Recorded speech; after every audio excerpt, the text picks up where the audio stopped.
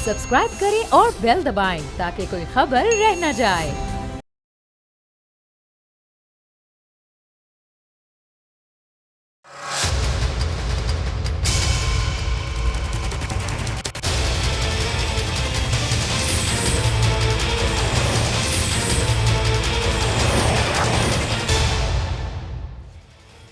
अस्सलाम वालेकुम, आप देख रहे हैं प्रोग्राम बस बहुत हो गया। मैं हूं अरबाब जहांगीर। सुप्रीम कोर्ट ने चीफ इलेक्शन कमिश्नर की तैनाती के तरीक़ाकार के खिलाफ दायर दरखास्त खारिज कर दी।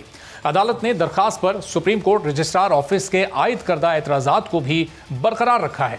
आज सुप्रीम कोर्ट ऑफ पाकिस्तान में chief election commissioner Sikandar Sultan Raja की तैनाती के खिलाफ केस की समाअत हुई, जिसमें कायम मकाम चीफ जस्टिस उमर अता बंदियाल ने इस्तफसार किया कि क्या इलेक्शन कमीशन में इस वक्त कोई हाजिर सर्विस जज है, जिस पर दरख्वास्त गुजार अली अजीम आफरीदी ने बताया कि इस वक्त कोई हाजिर सर्विस जज इलेक्शन कमीशन में नहीं है।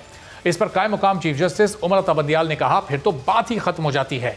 आप कहते हैं रिटायर्ड ब्यूरोक्रेट को चीफ इलेक्शन कमिश्नर नहीं लगाया जा सकता। क्या आपने चेयरमैन नैब तैनाती केस का फैसला पढ़ा है? चीफ इलेक्शन कमिश्नर और चेयरमैन नैब जुडिशियल अफसरान नहीं होते। आइन के मुताबिक किसी आइनी तरमीम को चैलेंज नहीं किया जा सकता। फिर भी आपकी कोशिश को सराहते हैं कि आपने आइनी नुक्ता उठाया। इस दरखास्त से पहले अदालत उज़्मा के रजिस्ट्रार ऑफिस ने चीफ इलेक्शन कमिश्नर की तैनाती के खिलाफ एडवोकेट अली अजीम आफरीदी की दरखास्त को नाकाबिले समाअत करार देकर खारिज कर दिया था, जिसके बाद एडवोकेट अली अजीम आफरीदी ने रजिस्ट्रार ऑफिस के खिलाफ दायर अपनी दरख्वास्त ओपन कोर्ट में लगाई थी। दूसरी जानिब इस्लामाबाद हाई कोर्ट ने भी इलेक्ट्रॉनिक वोटिंग मशीन के जरिए आइंदा आम इंतखाबात करवाने के खिलाफ दरख्वास्त निपटा दी है। अदालत ने रिमार्क्स दिए हैं कि इंतखाबात में इलेक्ट्रॉनिक वोटिंग मशीन का इस्तेमाल कोई खलाई या अजनबी काम नहीं है।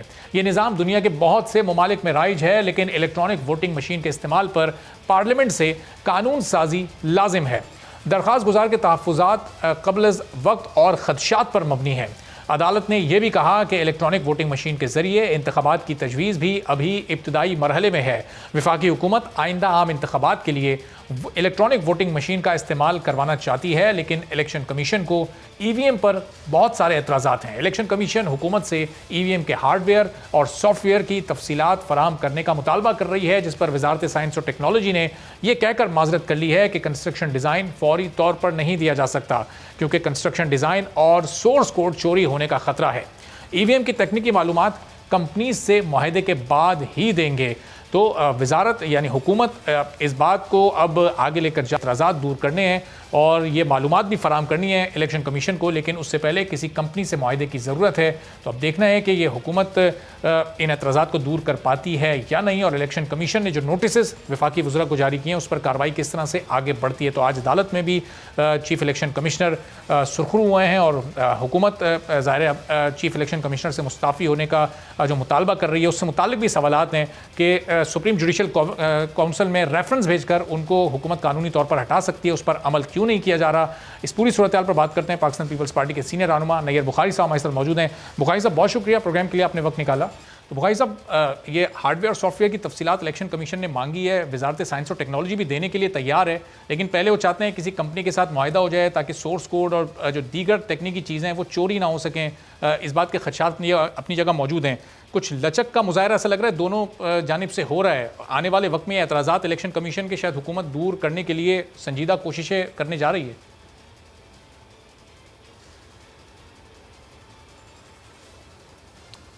मेरा ख्याल है ये जो मिनिस्ट्री है साइंस एंड टेक्नोलॉजी, ये घोड़े के आगे टांगा बांध रही है। लेजिस्लेशन हुई नहीं है, लेजिस्लेशन पास नहीं हुई, तो ये मुआहदा पहले कर रहे हैं। ये क्या इख्तियार है इनके पास मुआहदा करने का, EVM ख़रीदने का, जब EVM के बारे में कोई कानून साजी नहीं है। तो ये माल बनाओ प्रोग्राम नजर है मुझे। और फिर जो सेनेट की स्टैंडिंग कमेटी में ये किसी अंग्रेज़ को लेके गए हैं, जो कंपनी अपनी रन कर रहा है सिंगापुर पे, और जिससे ये कोई अगर 1 लाख पोलिंग स्टेशन है तो 1 लाख मशीनें लेंगे, तो ये अनप्रिपेयर्ड है। कानून साजी बिलाशुबा पार्लियामान का इख्तियार है, किसी और का इख्तियार नहीं है। और जितने कानून बनते हैं सारे अदारे उन कवानीन के ताबे हैं, चाहे वो जुडिशरी हो, चाहे वो इलेक्शन कमीशन हो, बिलाशुबा पार्लियामेंट इज़ सुप्रीम। लेकिन पार्लियामेंट वो कानून जो आइन से मुतसादम हो, अगर वो पास करे तो उसकी कोई कानूनी हैसियत नहीं है, उसको अल्ट्रा वायरिस अदालतें करार दे देती हैं।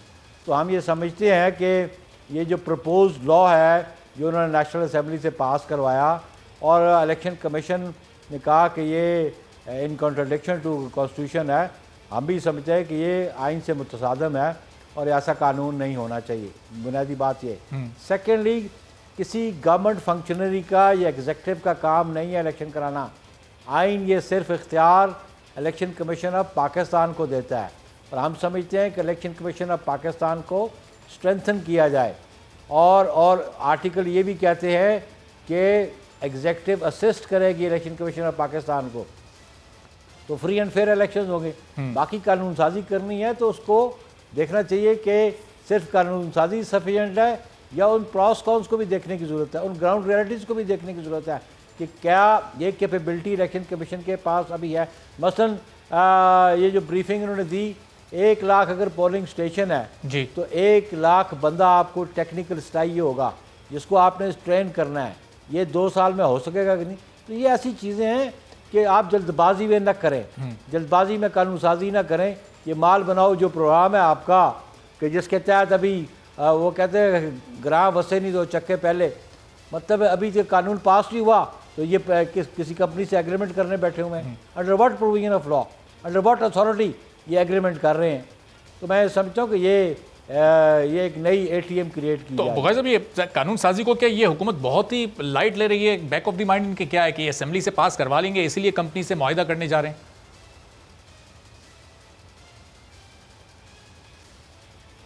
देखे ना, मैं बड़ी सीधी सी बात है, एक अभी कानून बना नहीं तो ये उससे पहले छलांगे लगा रहे हैं। या तो उन्होंने माल पकड़ा हुआ है या तो उन्होंने बयाना पकड़ा हुआ है और ये मुआहदा कर रहे हैं। और फिर बात ये है कि जो ये खुद कहते रहे कि हम ministry of science and technology मशीनें बनाएगी, इनके पास कौन सी वर्कशॉप्स हैं कि ये मशीनें बनाएंगी? कौन सी मशीनों को डिस्प्ले करते रहे कि साइंस एंड टेक्नोलॉजी की मशीनें बनाएंगे? तो बुखारी साहब, ये इन मशीनों पर 2011 में जब पीपल्स पार्टी की हुकूमत थी जरदारी साहब के दौर में, उस दौर में भी इस पर कंसेंसस हुआ था, इसको लाने की बात हो रही थी। कल अफजल खान साहब साबिक सेक्रेटरी इलेक्शन कमीशन हमारे साथ मौजूद थे, वो बता रहे थे उस दौर में सिर्फ फंड्स का इशू हुआ था, फंड्स इसके नहीं डिलीवर हो सके थे, इस वजह से ये मशीन रह गई थी, वरना अपोजिशन और हुकूमत का कंसेंसस था इसको लाने पर। ये किस अफजल खान की बात करते हो जो मुख्तलिफ लोगों के खिलाफ बात करता रहा? We was never a secretary, कोई ऑफिशियटिंग का भी चार्ज हुआ हो। मैं जो वो कमेटी थी, मैं उस कमेटी का खुद मेंबर था 2011 में। हम इस पर फैसला नहीं कर पाए, उस वक्त तय नहीं कर पाए क्योंकि हमारे पास रिपोर्ट्स आ रही थी कि ये शायद वर्केबल नज़र नहीं आ रहा। बात फंड्स की नहीं थी, अच्छा। फंड अरेंज करना हमारा काम था, लेकिन वो बज़ाहिर वर्केबल नज़र नहीं आता था। और मुझे याद है उस ज़माने में इश्तियाक अहमद ख़ान साहब सेक्रेटरी इलेक्शन कमीशन थे, वो हमारे पास मीटिंग्स में आते थे और हमने ये इस पर उनकी जो मशीन थी उसका डिस्प्ले भी देखा और उसकी ब्रीफिंग भी अटेंड की, लेकिन उस पर हमारा कंसेंसस डेवलप नहीं हो सका था। और आज ये जो बात कर रहे हैं कि जो ममालिक इसको इस्तेमाल कर चुके हैं उनकी ऑब्जर्वेशन आ चुकी है कि ये फ़ीज़िबल भी नहीं है और इसमें पाकिस्तान जैसे मुल्क में ज़्यादा चांसेस हैं करप्शन और करप्ट प्रैक्टिसेस के। ये रिपोर्ट्स भी हैं, ईयू की रिपोर्ट देख लें। तो कानून साजी जल्दबाजी में नहीं होती और ये जल्दबाजी में करना चाहते हैं। मैं समझता हूँ कि ये पाकिस्तान में जमहूरियत की कोई खिदमत नहीं होगी, बल्कि ये जमहूरियत के ख़िलाफ़ बात होगी। तो बुखारी साहब, ये आप कह रहे हैं कि उस वक्त ये वर्केबल नहीं लगी थी ये मशीन, कंसेंसस डेवलप नहीं हो सका था। इलेक्शन कमीशन को उस वक्त भी क्या यही एतराज़ात थे जो कि अभी ये 37 एतराज़ात इन्होंने रेस किए हैं? उस वक्त भी इतने ही ज़्यादा एतराज़ात इलेक्शन कमीशन को थे या सियासी जमातों का ही कंसेंसस इलेक्शन नहीं बन कमीशन सका? को इतराज़ नहीं थी। नहीं, उस इलेक्शन कमीशन को इतने इतराज़ात नहीं थे। अभी 10 साल पहले की बात, आई डोंट रिकॉल, लेकिन उसमें कोई कंसेंसस, जो पार्टीज़ वहाँ पर बैठी हुई थी, तो कंसेंसस डेवलप नहीं हो पाया था उस वक्त। सही। अच्छा, ये जो मौजूदा इलेक्शन कमीशन है, खासतौर पर चीफ इलेक्शन कमिश्नर, इनके और हुकूमत के दरमियान ये जो तलखी अब बढ़ती जा रही है, इसकी क्या वजह समझते हैं? कि फ़ॉरेन फंडिंग केस की अब चूँकि अपोजिशन ने एहतजाज किया था कि फ़ॉरेन फंडिंग केस बहुत स्लो चल रहा है, उसकी अब पैरवी तेज़ी से हो रही है, या कहीं कोई और वजह है? क्योंकि ये इलेक्शन कमिश्नर खुद हुकूमत ने तैनात किए और फिर इन्हीं पर वज़रा इल्ज़ामात लगा रहे हैं। ज़ाहिर है काबीना का मौक़िफ़ है। कल फवाद चौधरी साहब बड़ा वाज़ेह ये कह चुके हैं कि उनकी कोई ज़ाती राय नहीं है, ये काबीना का ये मौक़िफ़ है चीफ इलेक्शन कमिश्नर के बारे में।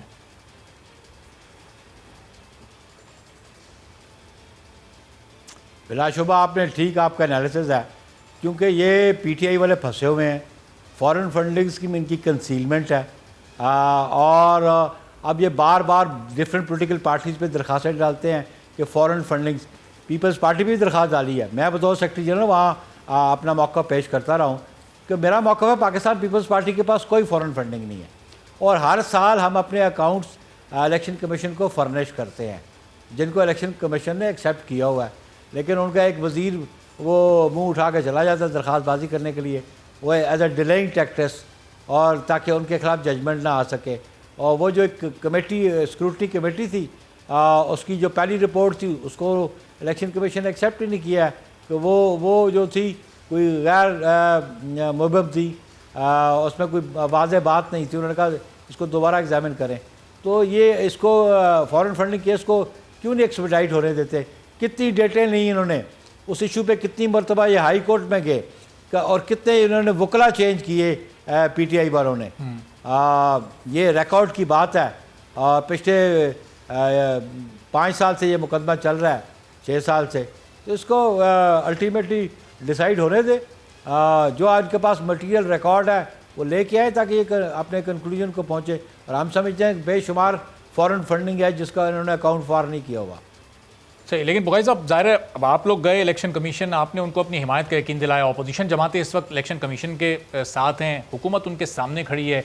अब ऐसे माहौल में 2023 के इलेक्शंस, आप समझते हैं कि इस इलेक्शन कमीशन के मातहत ये मुतनाज़ नहीं होंगे, साफ़ और शफाफ तस्लीम उसको किया जाएगा? अगर अपोजिशन जमातें जीतती हैं तो फिर हुकूमत को एतराज़ होगा इस इलेक्शन कमीशन पे, और अगर हुकूमत जीत जाती है तो फिर अपोजिशन जमातें एक बार फिर धांधली का शोर मचाएंगी। इस इलेक्शन कमीशन की पोजीशन अब क्या वाकई कॉन्ट्रोवर्शियल हो चुकी है आपकी नज़र में?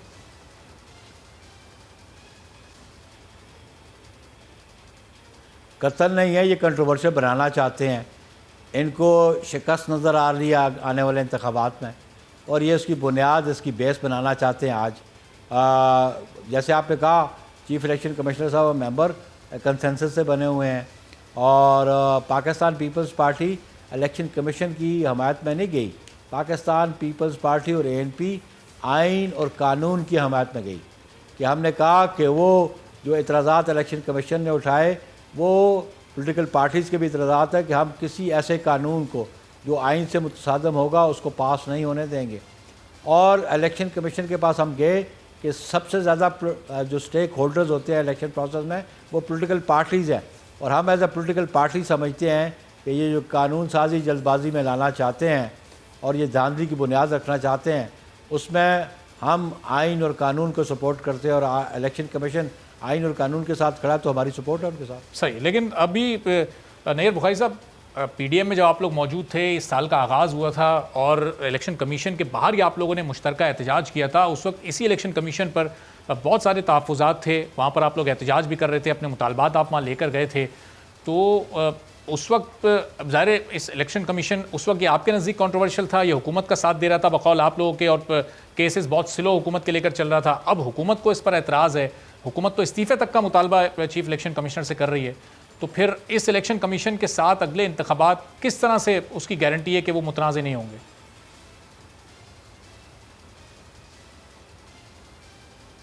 आपके पास क्या सोल्यूशन है? Do you have any solution? Solution तो सर या तो पास क्या सोल्यूशन है, और आपको बैठ कर निकालना है, और इलेक्शन कमीशन ने उसको जब हम गए थे, मेरी बात सुन लें आप, नहीं अब मेरी बात सुन लें, आप इतराज़ तो कर रहे हैं। जब हम गए थे तो हम इसलिए गए थे कि PTI के फॉरेन फंडिंग केस को एक्सपेडाइट किया जाए। हम ये बावर कराने गए थे, हम इलेक्शन कमीशन के ख़िलाफ़ एहतजाज में नहीं गए थे, हम उनको ये बावर कराने गए थे कि इसको एक्सपेडाइट किया जाए और इसकी प्रोसीडर्स को कंक्लूड किया जाए। बाकी रहा इलेक्शन कमीशन, वो अंडर द कॉन्स्टिट्यूशन उसका एक प्रोसीजर है कि किस तरह इलेक्शन कमीशन कॉन्स्टिट्यूट होता है, और चीफ इलेक्शन कमिश्नर और मेंबर्स किस तरह अप्रूव होते हैं और कैसे नॉमिनेट किए जाते हैं। अब वो इन एग्जिस्टेंस में है इलेक्शन कमीशन ऑफ पाकिस्तान, और हम समझते हैं कि इलेक्शन कमीशन अपनी आइनी और कानूनी जिम्मेदारी निभाएगा और फ्री एंड फेयर इलेक्शन करवाएगा। सही, लेकिन बुखारी साहब अब ज़ाहिर है आप ये कह रहे हैं कि कानून साजी अभी हुकूमत ने करवाई नहीं है, और आप लोग इसको पास होने भी नहीं देंगे, इस EVM को नाफिज होने नहीं नहीं, अब इसके बाद ऑल्टरनेट ऑप्शंस आप लोगों के पास फिर क्या है? बैठकर कहीं मुज़ाकरात भी इस मामले पर नहीं हो रहे, वक्त गुजरता जा रहा है, 2 साल से भी कम का टाइम है, कोई एक सोल्यूशन निकाल कर तो आपने, हुकूमत ने और अपोजिशन ने इलेक्शन कमीशन के सुपुर्द करना है ना?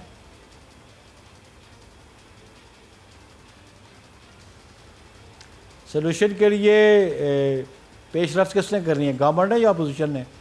ज़ाहिर है गवर्नमेंट ने पहले कदम उठाना है। गवर्नमेंट के जिम्मेदारी ज़्यादा होती है, पहले उठाना है।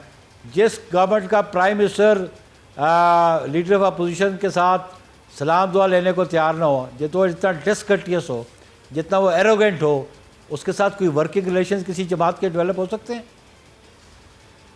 जो हुकूमत में जमातें होती हैं वो उनमें बुर्जबारी और टॉलरेंस होती है, इनमें तो कतल नहीं है। जो ज़ुबान इनके मिनिस्टर्स ने इस्तेमाल की, तौहीन आमेज़ गुफ्तगू की, आप इख्तलाफ राय ज़रूर रख सकते हैं, लेकिन आपके पास ये इख्तियार नहीं कि आप अदारे की तौहीन करें।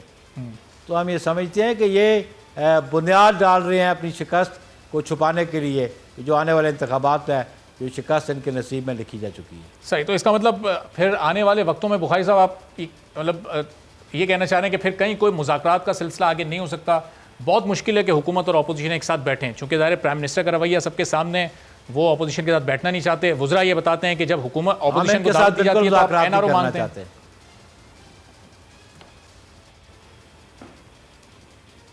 हाँ, मैं एनआरओ नहीं मांग, इनके पास पहली बात तो एनआरओ का इनका समझ ही नहीं है। सेकेंडली, जो एनआरओ 2007 में हुआ था वो शौकत अजीज़ के साथ नहीं हुआ था, वो जनरल मुशर्रफ के साथ हुआ था। आज इमरान खान की हैसियत शौकत अजीज़ से कोई बेहतर नहीं है और ना इनकी कैपेसिटी है। और फिर ये एनआरओ की बात है, तुमने एनआरओ तो मियां नवाज शरीफ को दिया 2019 में, एग्जीक्यूटिव ऑर्डर के नीचे तो वो बाहर गए हैं, वो किसी जुडिशल ऑर्डर के नीचे नहीं गए। क्या ये बढ़ के मारते हो, एनआरओ नहीं दूंगा? ये तुम्हारे सामने एनआरओ, तुमने खुद एनआरओ जहांगीर तरीन को दिया। अगर वो बात करते हो एनआरओ को देने का इख्तियार तुम्हारे पास है तो तुमने जहांगीर तरीन को दिया, उसके बेटों के खिलाफ उसके खिलाफ जाके कोर्ट में स्टेटमेंट दी, तुमने मियां नवाज शरीफ को बाहर जाने दिया, कोर्ट से तो नहीं कहा उसको बाहर जाने दो। ठीक है, बहुत शुक्रिया। नेहर बुखारी साहब पाकिस्तान पीपल्स पार्टी के सीनियर रहनुमा हमारे साथ मौजूद थे। और बिलकरीब में कहीं ये नज़र नहीं आ रहा कि हुकूमत और अपोजिशन इस ईवीएम के मसले पर, इंतखाबी इस्लाहात के मामले पर एक टेबल पर बैठें और कहीं कोई मुज़ाकरात की राह बनती नज़र आए। हुकूमत इसको कितना सीरियसली ले रही है और आगे ये इकदाम उठाना चाहती है या नहीं? बैरिस्टर अली ज़फ़र साहब पाकिस्तान तहरीक इंसाफ से हमारे साथ मौजूद हैं, नून लीग से सेनेटर अब्दुल कयूम साहब हमारे साथ मौजूद हैं। तो अली ज़फ़र साहब, ये आज भी इलेक्शन कमीशन ने कुछ मालूमात मांगी वजारत साइंस और टेक्नोलॉजी से, हार्डवेयर और सॉफ्टवेयर से मुतालिक ईवीएम के, तो अभी क्यों फिर वजारत ने माजरत कर ली? कम से कम आप हार्डवेयर सॉफ्टवेयर की तफसीलात उनसे शेयर करें, वक्त बहुत कम है, आहिस्ता आहिस्ता उनके एतराज़ात दूर करने की कोशिश शुरू तो करें, क्योंकि फिर एतराज़ात भी बहुत सारे हैं। जी बिल्कुल, एतराज़ात दूर करने चाहिए, इसमें कोई शक नहीं है कि एतराज़ात जो हैं उनको समझाने की ज़रूरत है कि वो एतराज़ात दुरुस्त नहीं हैं। और उसी तरह दूसरा जो एक फरीक होता है वो समझता है और समझने के बाद फैसला कर सकता है। लेकिन मैं आपको बताऊं, जहां तक ईवीएम का ताल्लुक है, सियासत में सबसे पहले तो आपको उम्मीद कभी नहीं छोड़नी चाहिए कि कहीं ना कहीं जाके कंसेंसस होगा। जो पॉलिटिकल पार्टीज आपस में बैठेंगी और बैठ के जब फैसला करेंगी तो उस चीज़ को आपको रद्द नहीं कर देना चाहिए, वो उम्मीद रखनी चाहिए। लेकिन आइन में एक तरह से सिचुएशन को केटर फॉर किया गया है। आइन में इसकी ऑप्शन को देखा गया है कि अगर ऐसा हो कि हुकूमत एक पॉलिसी बनाती है और अपोजिशन उस पॉलिसी से नहीं उस पर कंसेंसस हो सकता अपोजिशन के साथ, तो फिर एक सबसे बड़ा फोरम होता है जिसमें आप जाते हैं और वो फोरम है जॉइंट पार्लियामेंट का, यानी कि पूरी की पूरी सेनेट और पूरी की पूरी जो नेशनल असेंबली है वो बैठ के फिर फैसला करती है उस पॉलिसी के ऊपर। ईवीएम की सिचुएशन में यही मुझे नज़र आ रहा है कि ईवीएम की जो एक पॉलिसी थी कि ईवीएम इस्तेमाल होना चाहिए अगले इलेक्शन में, ये हुकूमत की एक पॉलिसी थी और हुकूमत को हक है कि वो अपनी पॉलिसी बनाए। जब वो इस तरह की पॉलिसी बना के एक बिल की शक्ल में पेश करते हैं तो फिर उसमें जो सबसे पहले मामला जाता है वो कमिटीज़ के पास जाता है इस केस में ये पार्लियामेंट्री कमेटी सेनेट की जो थी उसके पास गया, वहां कंसेंसस नहीं हो सका और पार्लियामेंट्री कमेटी ने इसको रिजेक्ट कर दिया। सही। अब जब पार्लियामेंट्री कमेटी रिजेक्ट कर दे एक बिल को, तो उसके बाद आइन कहता है कि आप या तो कंसेंसस के साथ उसको तब्दील कर लें, लेकिन अगर कंसेंसस डेवलप नहीं होता तो फिर ये मामला, जिस तरह मैंने कहा, सबसे जो आला सही। फोरम तो है साहब, जब जाहिर वो उसके पास ये जाएगा। कमेटी से रिजेक्ट हो गया, कंसेंसस भी डेवलप नहीं हो पा रहा, तो फिर ये कंपनी से मुआहदे की बात कैसे वजारत साइंस और टेक्नोलॉजी कर रही है? किस कंपनी से मुआहदा करना है और ये किस किस्म किस नौइयत का मुआहदा होगा? ये मशीनें बनाने का मुआहदा ये वजारत करने जा रही है? जी नहीं, ये भी मैं दुरुस्त करता जाऊं, ये जो इम्प्रेशन है ये ऐसा इम्प्रेशन नहीं है। जो कानून हुकूमत ने बनाया है जो बिल की शक्ल में था, लेकिन अभी वो पास नहीं हुआ, और अगर वो पास हो जाता है तो बिल ये कहेगा कि जो इलेक्शन कमीशन ऑफ पाकिस्तान है वही प्रिक्योर करेगी ये मशीनें, वही फैसला करेगी कि कौन सी मशीनें लेनी है। वो अगर समझती है कि साइंस और टेक्नोलॉजी ने जो मशीन बनाई है वो बिल्कुल दुरुस्त है तो उसे ले लेगी। अगर वो समझती है दुनिया में और कोई बनाने वाला है, अच्छा, उसे ले बैरिस्टर सकती साहब, है। आप ये कह रहे हैं कि इलेक्शन कमीशन इसको प्रिक्योर करेगा कानून साजी के बाद, लेकिन शिबली फराज साहब ने आज जो इलेक्शन कमीशन को जवाब दिया है वो उसमें उन्होंने कहा कि हम आपको टेक्निकल मालूमात कंपनी से मुआहदे के बाद देंगे, तो उससे तासुर ये आ रहा है कि ये मुआहदा वजारत साइंस और टेक्नोलॉजी करेगी।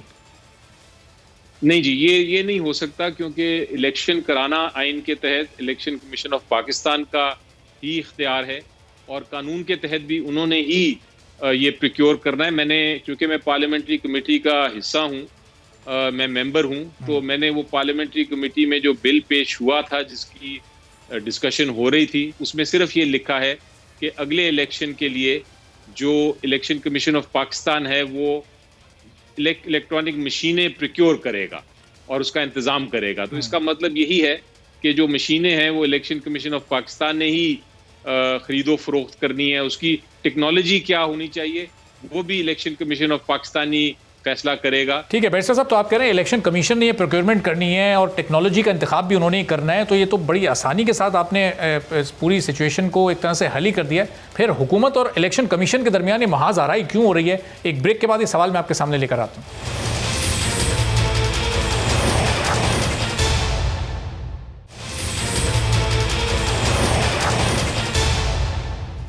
प्रोग्राम में एक बार फिर आपको खुशामदीद कहते हैं। बैरिस्टर अली ज़फ़र साहब हमारे साथ मौजूद हैं, नून लीग से सेनेटर अब्दुल क़य्यूम साहब हमारे साथ मौजूद हैं। तो अब्दुल क़य्यूम साहब, जिस तरह बैरिस्टर साहब फरमा रहे हैं कि मशीनों की प्रोक्योरमेंट भी इलेक्शन कमीशन ने करनी है, टेक्नोलॉजी कौन सी इस्तेमाल होनी है ये भी फैसला इलेक्शन कमीशन ने करना है, फिर इलेक्शन कमीशन को इतने एतराज़ात फिर क्यों हो रहे हैं जब सब कुछ उन्होंने खुद ही करना है? हुकूमत तो सब उनके हाथ से ही करवाना चाह रही है।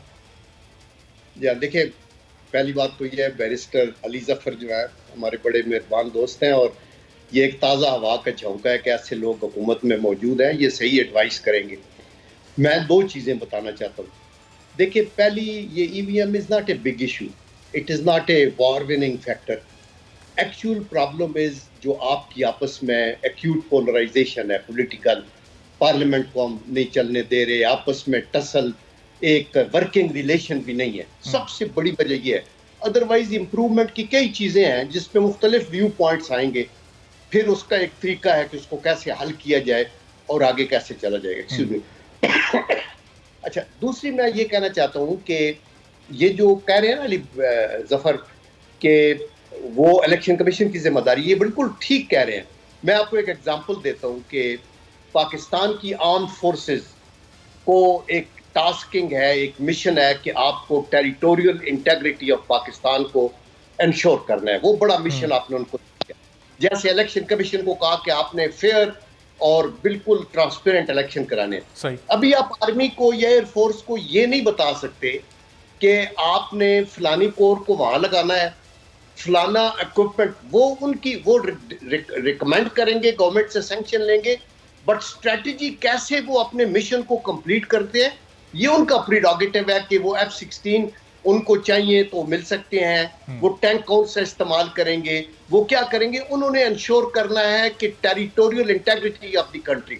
इसी तरह election commission has to ensure fair and transparent election. That is why they have to be satisfied कि वो समझते हैं कि ये मशीनें हमारे गले आप डाल दें, कल आप और भी कुछ कह दें और फिर कहें कि जिम्मेदारी आपकी है, तो फिर हम तो जिम्मेदार तब होंगे जब हम अपना अरेंजमेंट खुद करेंगे।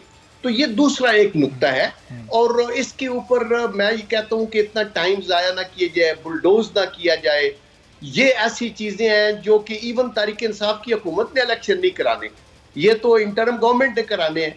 पोस्टेरिटी में और बहुत इलेक्शन होंगे, तो प्लीज डू समथिंग जो कि ठीक हो। मसलन अभी जो जर्मनी के अंदर, मसलन अमेरिका के अंदर, मसलन दुनिया के कोई 180 ममालिक के अंदर ईवीएम्स तो नहीं है ना। अब्दुल करीम साहब, इसका मतलब कि इलेक्शन कमीशन ये मशीनों के इस्तेमाल को ट्रेनिंग का थोड़ा फुकदान है या वक्त की कमी है, बहुत सारे पोलिंग स्टेशंस में ये मशीन्स पहुंचाकर उनको ट्रेन कैसे करना है, ये फिर इसका मतलब कैपेसिटी के इशू की तरफ ही आप इशारा कर रहे हैं?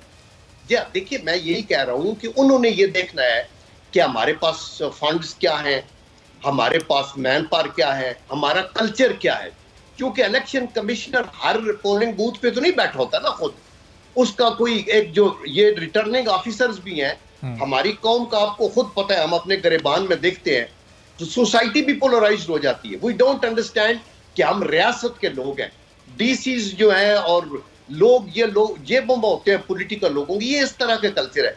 तो इलेक्शन कमीशन ने इंश्योर करना है कि ये सारे, अभी देखिए 10 का में क्या होगा, वहां वो सारे थे, वो जो होता है इनका ऑफिसर बैठा हुआ प्लस बक्सा शख्स कोई गायब हो गया।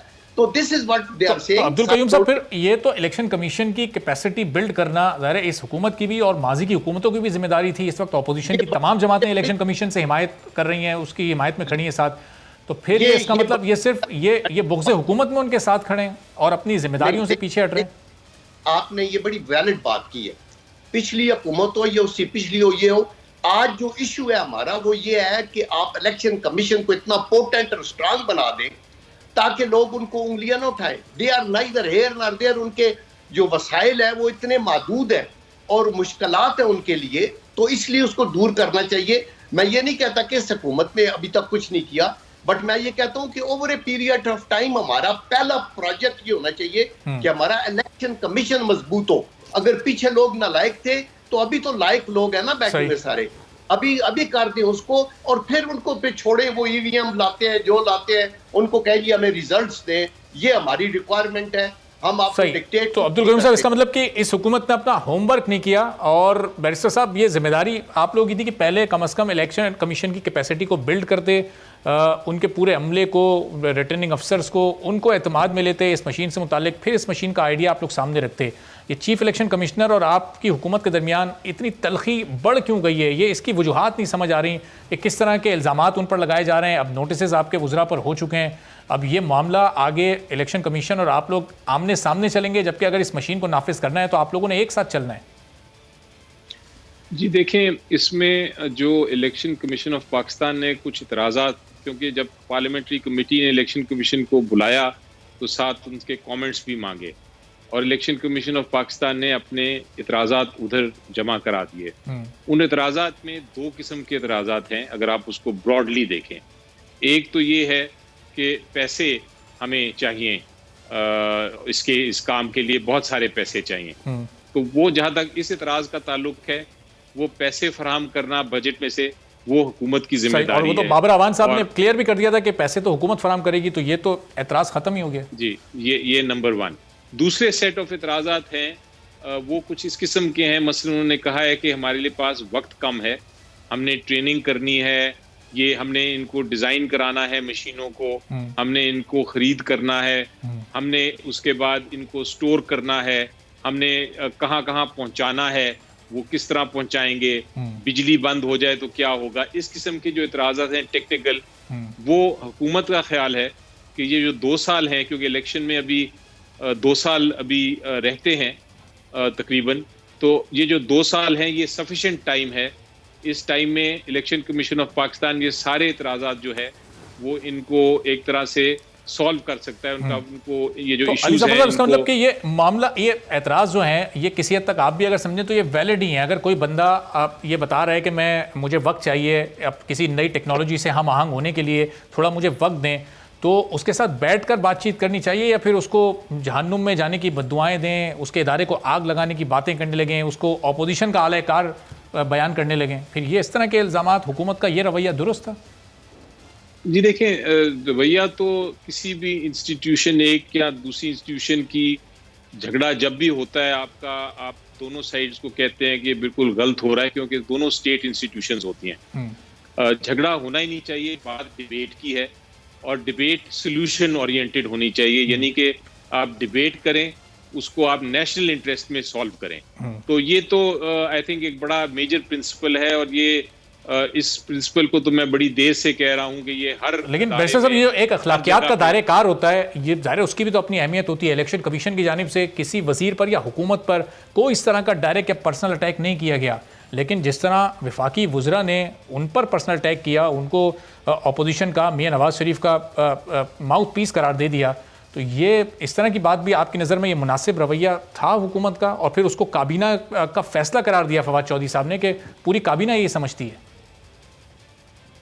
जी देखें, अगर आई थिंक मेरा जो इस पे इंटरप्रिटेशन या तशरीह इस सारे मामले की कुछ इस तरह है कि ये एक मिसअंडरस्टैंडिंग डेवलप हुई, और मिसअंडरस्टैंडिंग इसलिए डेवलप हुई क्योंकि जहां तक आइन का ताल्लुक है, ये बड़ा वाजे है कि आइन में फेयर एंड फ्री इलेक्शन कराना इलेक्शन कमीशन ऑफ पाकिस्तान का जो हक है और जिम्मेदारी है, लेकिन इलेक्शन कमीशन ऑफ पाकिस्तान ने वो इलेक्शन पार्लियामेंट के कानून के मुताबिक कराना है। और अगर वो जहां तक कमेंट्स दे सकते हैं, लेकिन वो इलेक्शन कमीशन ऑफ पाकिस्तान ये नहीं कह सकता कि पार्लियामेंट कौन सा कानून पास करे या कौन सा ना करे। यहाँ मिसअंडरस्टैंडिंग एक पैदा हो गई, और अब जरूरी ये है कि इस मिसअंडरस्टैंडिंग की जो पैदा हुई उसके बाद इसको सॉल्व किया जाए। लेकिन बैरिस्टर साहब, ये मिसअंडरस्टैंडिंग तो इस्तीफे के मुतालबे तक जा पहुंची है ना? क्या हुकूमत ये चाहती है, काबीना का ये फैसला है कि चीफ इलेक्शन कमिश्नर इस्तीफा दें, अपना ओहदा छोड़ दें, ये चाहते हैं आप लोग? जी, मुझे काबीना का ऐसा फैसला तो कोई नहीं सामने नजर आया जहां ये काबीना ने फैसला किया हो कि वो फवाद चौधरी साहब के कल मैं टीवी इंटरव्यू की बात कर रहा हूं, उन्होंने कहा कि पूरी काबीना की ये सोच, जो उन्होंने बातें की हैं वो उनकी जाती राय नहीं, वो काबीना की राय है। जी, हो सकता है फिर वो दुरुस्त कह रहे हों, मुझे इल्म नहीं है उसका, लेकिन मैं तो ये चाहूंगा। तो बैरिस्टर साहब, फिर उनको हटाने तो इस्तीफे का मुतालबा क्यों कर रहे हैं? हुकूमत तो फिर सुप्रीम जुडिशल काउंसिल में रेफरेंस भेजकर उनको कानूनी तरीकेकार से हटा सकती है। जी देखें, कानूनी तरीका एक ही है। आप रेजिग्नेशन तो वॉलंटरी होता है, वॉलंटरीली अगर कोई रिजाइन कर दे, लेकिन कानूनी तरीका अगर हुकूमत ने या किसी और शख्स ने किसी भी इलेक्शन कमीशन के चेयरमैन को हटाना है, तो उसका वही तरीकेकार है जो जज को हटाने का है, और वो ये है कि आप सुप्रीम जुडिशल काउंसिल पे जाएं। तो यहाँ तक मेरा ख्याल है नौबत ना आएगी, ना आनी चाहिए। ये मामला चूंकि अब जॉइंट हाउस में जाना है, वहाँ ये सारे इतराज़ात जो इलेक्शन कमीशन ऑफ पाकिस्तान के हैं वो डिबेट होने चाहिए, उनको देखना चाहिए। सारे जो जितने हमारे सेनेटर्स हैं और जितने हमारे MNAs हैं, वो इसको समझें, इन इतराज़ात को, और उसके बाद कानून की मकसद को समझें, और समझने के बाद वोटिंग के ज़रिए इस कानून को अगर नाफिज करना चाहते हैं, अगर वो समझते हैं कि कानून इलेक्शंस को और मजबूत करेगा, हमारे प्रोसेस को और बेहतर करेगा, तो फिर इस लॉ को पास कर दें। अगर वो कोई अमेंडमेंट के साथ पास करना चाहते हैं तो वो भी उनका इख्तियार है, और उसको अगर रिजेक्ट करना चाहते हैं वो भी पार्लियामेंट, जॉइंट पार्लियामेंट का इख्तियार है। तो ये डिबेट ज़रूर होगी, बहुत बड़ा फोरम है जहाँ डिबेट होगी, और इसका एक सोल्यूशन एक और मेरे सामने बड़ा आसान सोल्यूशन है जी। आपको मैं एक एग्जांपल देता हूँ। आप जब वोट करने जाते हैं तो आप वोट करने से पहले आपको एक आपकी आइडेंटिफिकेशन होती है पहले, उसके बाद आपको एक बैलेट पेपर दिया जाता है। आप बैलेट पेपर पे स्टैंप करते हैं और उसके बाद जाके उसको बैलेट बॉक्स में डाल देते हैं, और उसके बाद ये काउंटिंग होती है। कानून अभी भी यही है, यही प्रोसेस चलेगा। सिर्फ एक एडिशनल कानून में एक गुंजाइश पैदा की जा रही है कि इस प्रोसेस के साथ साथ आप जब बैलेट बॉक्स को डाल रहे हैं, बैलेट पेपर को बैलेट बॉक्स में डाल रहे हैं, तो एक मशीन में भी आप एक तरह से बटन दबा के तो अपना वोट दर्ज कर दें, ताकि ये हो कि आपके पास दो एक एडिशनल चीज हो जाए। जो हमें प्रॉब्लम होता है काउंटिंग में, वो खत्म हो जाए। आपका जो बैलेट पेपर है उसके साथ साथ मशीन भी काउंट करती रहे। तो ये एक तरीकेकार है, और हो सकता है इलेक्शन कमीशन ऑफ पाकिस्तान एक ऐसी मशीन ले आए जो कि आप बैलेट पेपर को उस मशीन के अंदर से गुजारें, वो उसको स्कैन कर ले और स्कैन करके उसका रिकॉर्ड कर ले, और उसके बाद आप पेपर को बैलेट बॉक्स में डाल दें। तो ये एक टेक्नोलॉजी के इस्तेमाल से आपकी वो जो गुंजाइश होती है कि बाद में जाके कोई बैलेट पेपर्स चेंज कर देते हैं या बैलेट बॉक्सेस ले जाते हैं, वो आपके पास दोनों तरफ से एक सिक्योरिटी हो जाएगी, एक एडिशनल एक एडवांटेज हो जाएगी। तो ये मेरा ख्याल है इस तरह की अगर मशीन आ जाए तो किसको इंतराज होना चाहिए। सही। तो जब तक ये फैसले अपने हक में आ रहे थे इलेक्शन कमीशन की जानिब से, उस वक्त तक इस हुकूमत को एतराज़ नहीं था, लेकिन जैसे ही उन्होंने एतराज़ात या सवालात उठाना हुकूमत के मैकेनिज़्म पर शुरू किए तो अब हुकूमत को उस पर एतराज़ हो रहा है। बहुत बहुत शुक्रिया अब्दुल कयूम साहब। अली ज़फ़र साहब हमारे साथ मौजूद थे। ब्रेक के बाद जब वापस आएंगे तो बलूचिस्तान में क्या बहुत बड़ी तब्दीली होने जा रही है। वज़ीर आला बलूचिस्तान के ख़िलाफ़ हिज़्ब इख्तिलाफ़ की जानिब से तहरीक अदम एतमाद जमा करवा दी गई है। अब इसके क्या नताइज सामने आएंगे, एक ब्रेक के बाद इस पर मज़ीद बात करेंगे।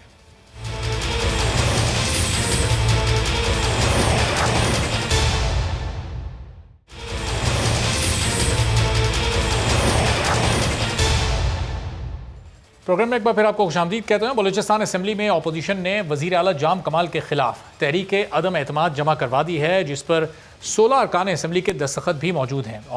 अपोजिशन जमातों का ये मौक़िफ़ है कि जाम कमाल ने जो कारकर्दगी दिखाई है उस पर उन्हें हुकूमत करने का कोई हक नहीं है। सूबे में इस वक्त बदमनी है, करप्शन है, लूट खसूट का बाजार गर्म है, लेकिन कोई रोकने वाला नहीं है।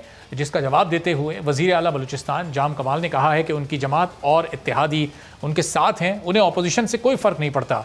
जिस दिन पार्टी और इत्तेहादियों की अक्सरियत ने अदम एतमाद किया तो वो खुद ही ओहदा छोड़कर चले जाएंगे। बलूचिस्तान असेंबली में अपोजिशन अरकान की तादाद कितनी है और ये क्या फिगर बनता है, ज़रा इस पर भी एक नज़र डाल लेते हैं। बलूचिस्तान असेंबली में हिज़्ब इख्तिलाफ़ के इत्तेहाद में शामिल जमातों के अरकान की तादाद 23 है, जिसमें से JUI फे के 11, BNP मंगल के 10 और पश्तूनख्वा मिली अवामी पार्टी का 1 रुकन असेंबली है, जबकि आज़ाद रुकन असेंबली और साबिक वज़ीर आला नवाब असलम रईसानी की हिमायत भी अपोजिशन के इस वक्त साथ है। इस तरह अपोजिशन को 24 अरकान की हिमायत इस वक्त हासिल है, लेकिन वज़ीर आला बलूचिस्तान के खिलाफ तहरीक अदम एतमाद की कामयाबी के लिए अपोजिशन को 33 अरकान की हिमायत दरकार है और 65 अरकान पर मुश्तमिल असम्बली में हुकूमती इत्तेहाद में शामिल जमातों के अरकान की तादाद इस वक्त 41 है। कम नंबर्स के बावजूद अपोजिशन को तहरीक की कामयाबी का यकीन है और उनकी जानिब से दावा किया जा रहा है कि तहरीक अदम एतमाद वाले दिन सारे नंबर्स पूरे हो जाएंगे। तो अब यहाँ पर सवाल ये पैदा होता है कि नंबर्स कम होने के बावजूद अपोजिशन किस तरह से वज़ीर आला के ख़िलाफ़ तहरीक अदम एतमाद को कामयाब बना पाएगी। क्या हुकूमती इत्तेहाद में शामिल लोगों को चंद रोज़ पहले तक जो एतराज़ात जाम कमाल साहब की कारकर्दगी पर थे, क्या वो अभी भी मौजूद हैं या फिर वो उनको मनाने में कामयाब हो गए हैं? इन सवालों के जवाब जानने की कोशिश करते हैं। लियाकत शवानी साहब तर्जुमान है बलूचिस्तान हुकूमत के, हमारे साथ मौजूद हैं। तो शवानी साहब, ये अपोजिशन को अभी 10 से 11 वोट उनके पास कम है इस तहरीक की कामयाबी के लिए, लेकिन फिर भी उन्हें अपनी कामयाबी का यकीन है। इसकी क्या वजूहत हैं? क्या हुकूमती इत्तेहाद में कुछ लोग ऐसे हैं जिन्होंने बैकडोर उनको कामयाबी का यकीन दिलाया? देखिए, जो कामयाबी का यकीन दिलाते हैं तो फिर 16 में एक आध जो है ना ट्रेजरी ब्रांचेस से भी कोई होना चाहिए था, उनके भी सिग्नेचर जो है ना मोशन के ऊपर होने चाहिए थे। ऐसा तो कुछ हमें नजर नहीं आया। अपोजिशन ने ये मूव किया है मोशन, और अपोजिशन जाहिर है क्रिटिसाइज करना, गवर्नमेंट के ऊपर तनकीद करना, ये अपोजिशन का काम है। बलूचिस्तान में, दीगर सूबों में, वफाक में, दुनिया में जहाँ पर पार्लिमानी सिस्टम है, उनका एहतजाज बाकी अपने शौक उन्होंने पूरी कर लिए। अगर उनको ये एक शौक है कि वो तहरीक अदम एतमाद पेश करें, उन्होंने अपना शौक पूरा किया। उनका कॉन्स्टिट्यूशनल राइट भी है, कॉन्स्टिट्यूशन में इस बात की इजाज़त है कि 20% अरकान जो है वो मोशन मूव कर सकते हैं। उन्होंने मूव कर लिया है और उनका जो दावा है वो बिल्कुल बेसलेस है, उनके साथ कोई नहीं। और जब भी वोटिंग होगा इंशाल्लाह मैं आपको याद दिलाऊंगा कि ये जो मोशन है, इनका मूव है, ये बिल्कुल डिफीट हो जाएगा। लेकिन अगर साहब खुद ज़ाहिर है हुकूमती इत्तेहाद में शामिल कुछ लोगों को भी हुकूमत और जाम कमाल साहब पर एतराज़ात थे। अभी जून के महीने में सरदार यार मोहम्मद रेन साहब ने इस्तीफ़ा दे दिया था अपने ओहदे से, बड़ी मुश्किल से उनको मनाकर वापस उनसे वो इस्तीफ़ा, उनको दोबारा वो कलमदान दिया गया। फिर साले भूतानी साहब वाला वाक़या भी पेश आया। तो ये तमाम लोग कॉन्फिडेंस में आप लोगों ने ले लिए हैं, यकीन है कि ये इसको आप ओवरकम कर जाएंगे?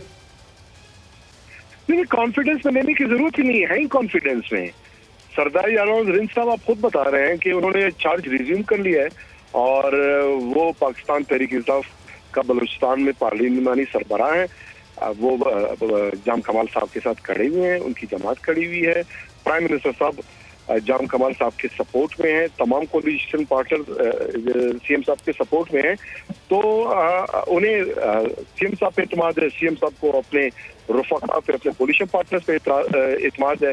बाकी रही बात छोटी मोटी रिजर्वेशन, ये तो पॉलिटिक्स में डे टू डे एक बिजनेस है, लोगों के इश्यूज होते हैं। अपोजिशन जो अरकान है उनको भी अपने पार्लियामेंट्री लीडर से इश्यूज होते होंगे, रिजर्वेशन होते होंगे, लीडरशिप से होते होंगे, तो ये एक सिलसिला है। लेकिन आप खुद बताएं कि कल जो इन्होंने मूव पेश किया है तो उसमें ट्रेजरी बेंच से किसी एक एमपीए को अपने साथ ले जाते, उसके बाद फिर ये दावा भी करते, बावर भी कराते, हाफ को भी बावर होता और उनके दावे में भी दम होता। अब सिर्फ उन्होंने एक तहरीक अदम एतमाद मूव किया है, अब बर्डन उनके शोल्डर पे है, दावा उन्होंने किया है, अपना दावा साबित करना उनकी जिम्मेदारी है। तो सर, सबसे बुनियादी नुक्ता जो इन्होंने उठाया अपने उस मतन में कि ये जो गैर मुतासिबाना और गैर मुनसिफाना आपने तरक्याती बजट पेश किया है, इससे कुछ मखसूस इलाकों में महरूमी पैदा होगी, वहाँ बदमनी भी पैदा होगी। ये इस नुक्ते का क्या जवाब आप देंगे कि वाकई तरक्याती बजट पेश करते हुए क्या अपोजिशन जमातों से राय नहीं ली गई थी, उनको एतमाद में नहीं लिया गया था? अपोजिशन जमातों को बारहा कहा गया कि आप असम्बली आए और अपने तजावीज़ दें। अपोजिशन जमातें संजीदा नहीं थे, संजीदा होते तो शैडो बजट वो अपना पेश करते। एक 1 पेजर अपने प्रपोजल बजट में उन्होंने प्रोड्यूस नहीं किए। इस पे उन्होंने एहतजाज भी किया और बाद अज़ां इस पे काफ़ी हमने टॉक शोज में सारा डेटा हमने शेयर किया। कोई एक डिस्ट्रिक्ट, एक कॉन्स्टिट्यूंसी, बलूचिस्तान के 51 कॉन्स्टिट्यूंसीज हैं, किसी एक में आप खुद आके विजिट करके बताएं कि उसमें बिलियन से कम के स्कीमात दिए गए हों।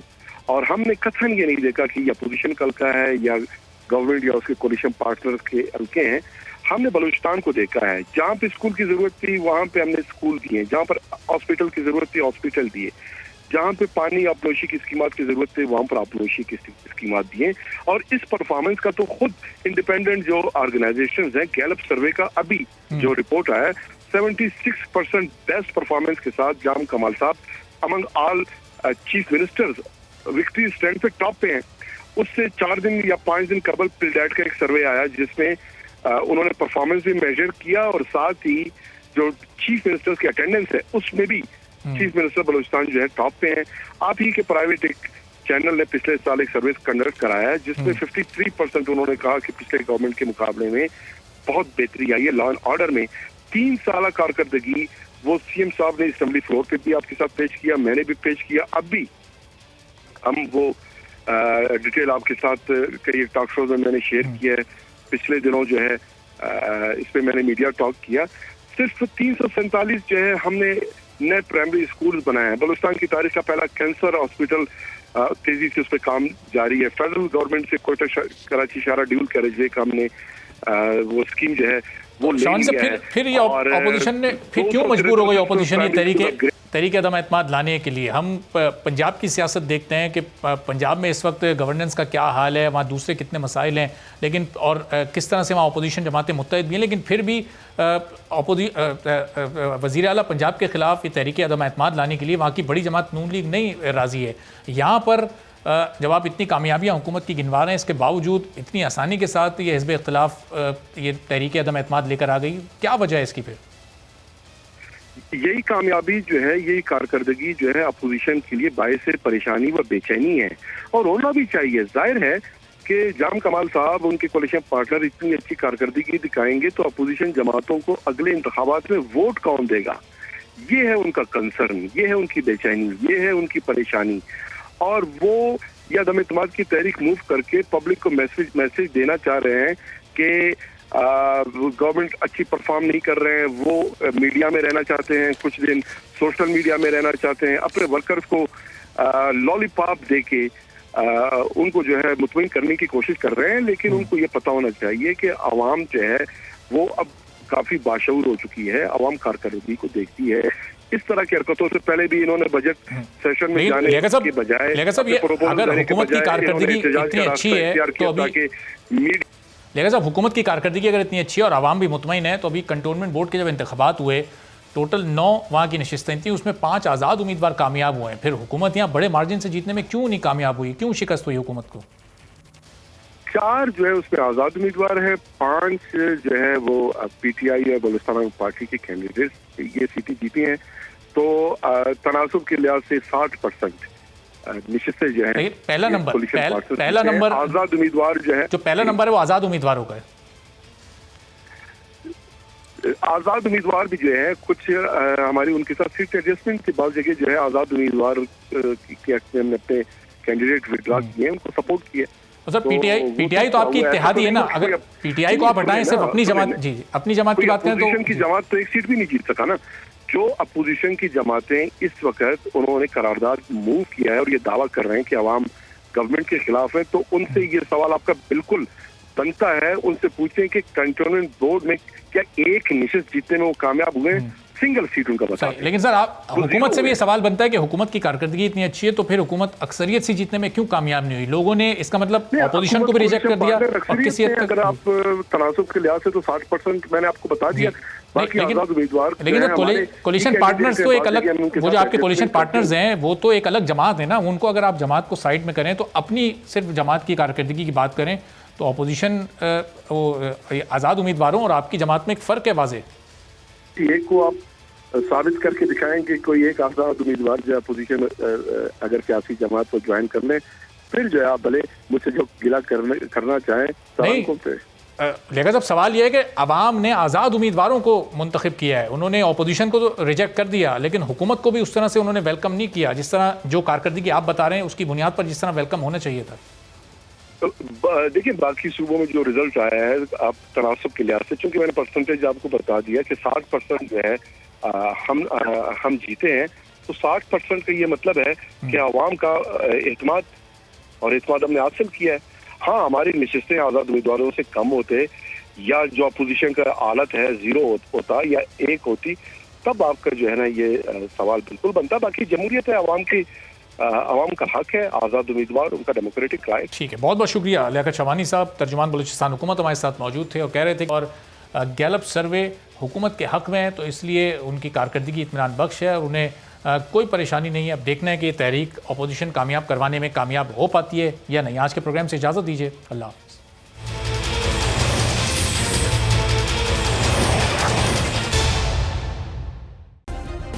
सब्सक्राइब करें और बेल दबाएं ताकि कोई खबर रह न जाए।